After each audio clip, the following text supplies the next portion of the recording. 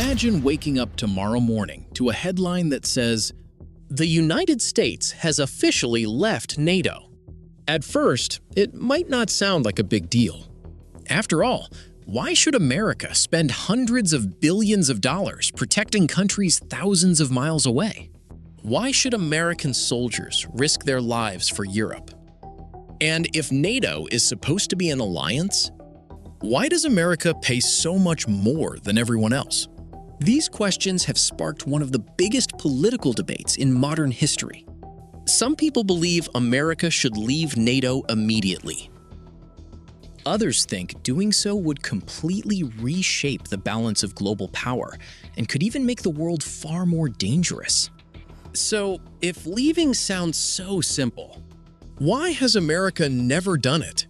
And more importantly, can it even leave at all?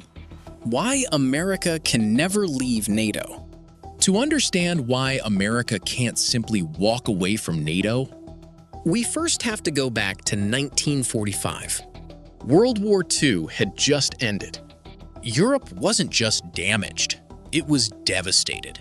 Entire cities had been reduced to rubble. Millions of people were homeless. Economies had collapsed. Governments were barely functioning. And while Western Europe was trying to rebuild, another superpower was rapidly expanding: the Soviet Union.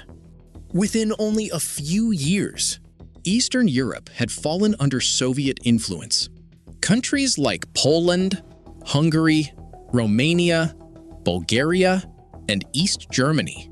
Across Western Europe, fear was spreading. What if the Soviet Union didn't stop there? What if the Soviet Union didn't stop there? What if Western Europe became the next target? They needed something much bigger. Something that had never truly existed before.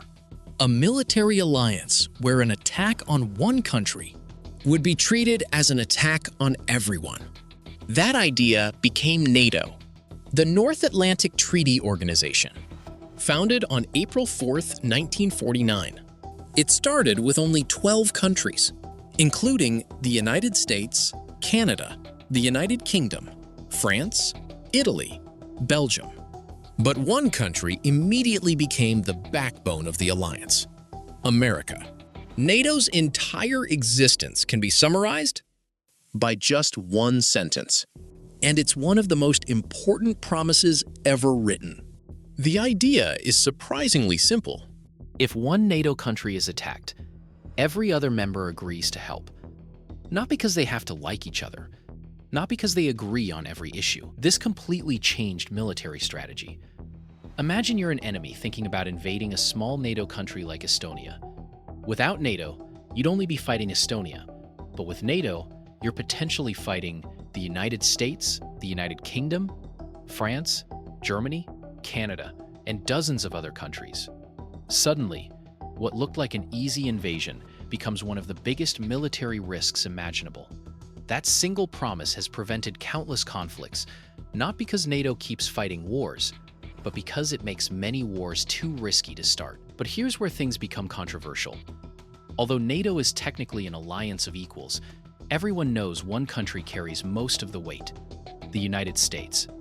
America has the world's largest military budget, the largest air force, thousands of military aircraft, hundreds of overseas military facilities, advanced intelligence networks, nuclear weapons, satellite systems, global logistics. It's not an unreasonable question.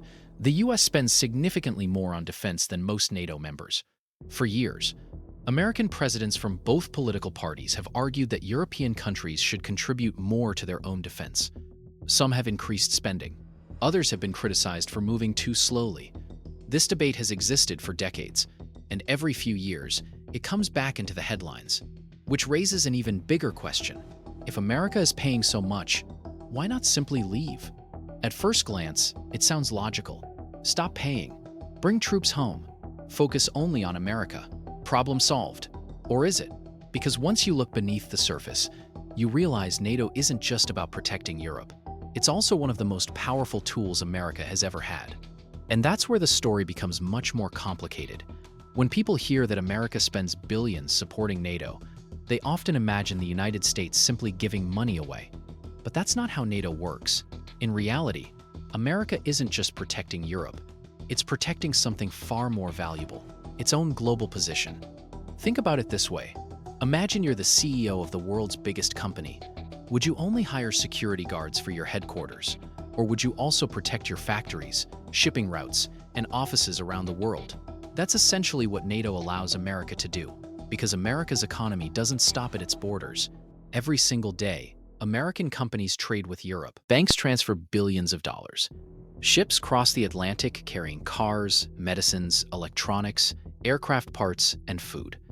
If Europe became unstable, those supply chains would be disrupted. Markets would panic, investments would disappear, and American businesses would lose billions. So from Washington's perspective, keeping Europe stable isn't just military strategy, it's economic insurance. But money isn't even America's biggest advantage. Location is.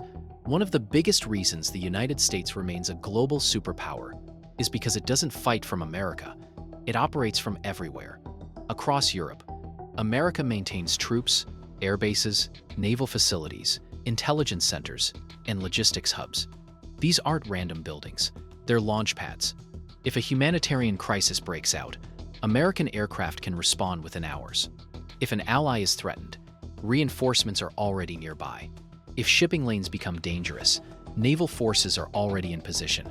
Without these forward locations, every mission would become slower, more expensive, and far more difficult. That's why military planners often describe geography as one of the most important weapons in the world. And NATO gives America some of the best geography imaginable. Now imagine looking at this map from Moscow instead of Washington. From Russia's perspective, NATO has expanded dramatically since the Cold War ended. Countries that were once part of the Soviet sphere eventually joined the alliance. Every new member meant NATO moved closer to Russia's borders. Supporters of NATO argue that countries freely chose to join because they wanted protection. Critics argue that expansion increased tensions. Regardless of which view someone holds, one fact is undeniable. NATO's size and influence have grown enormously over the past few decades. And because America is NATO's strongest military power, every major decision the alliance makes is closely watched by Russia.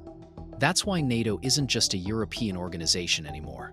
It's one of the central pieces of modern geopolitics. At first glance, China seems too far away to care about NATO. But distance doesn't tell the whole story. Today's world is connected by trade, technology, energy, and global supply chains. European countries are major trading partners for China. The United States is one of China's biggest economic competitors. Any shift in the balance of power between America and Europe affects Beijing's long-term strategy. If America became less influential in Europe, China could gain more diplomatic and economic opportunities. If NATO became stronger, America's network of allies would remain one of its greatest advantages. That's why Chinese officials regularly comment on NATO, even though China isn't part of Europe. Because in the 21st century, global power isn't measured only by armies. It's measured by alliances. In recent years, members of Congress have also passed legislation intended to limit a unilateral withdrawal from NATO without congressional approval. So today, the issue isn't just about foreign policy. It's also about constitutional law.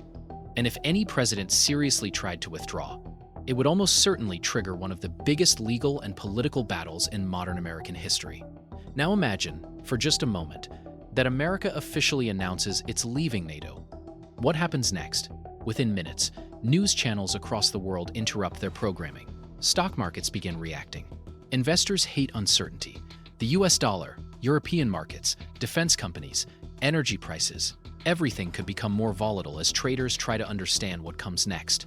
Across Europe, emergency meetings begin.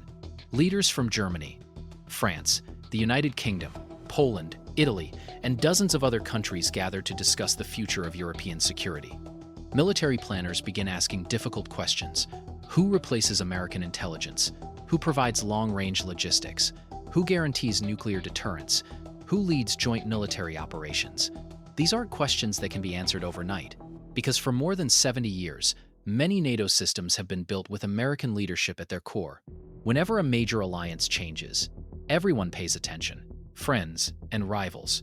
Russia would closely watch whether NATO becomes weaker or whether European countries respond by investing even more in their own defense. China would also study the situation carefully, not because it's part of NATO, but because alliances shape global influence. Other countries around the world may also reconsider how they balance their relationships with major powers. That doesn't automatically mean America's influence disappears. The United States would still have one of the strongest militaries, the largest economy, and enormous technological advantages. But alliances multiply power, and that's why every major country cares about what happens inside NATO. At first, NATO looks like a military alliance, but underneath, it's something much bigger. It's a network of trust, a system built over generations, military cooperation, shared intelligence, joint technology, economic stability, diplomatic influence, all connected together. That's why discussions about NATO are rarely just about tanks. For decades, American leaders from different political parties have answered that question differently. Some believe the United States should reduce overseas commitments.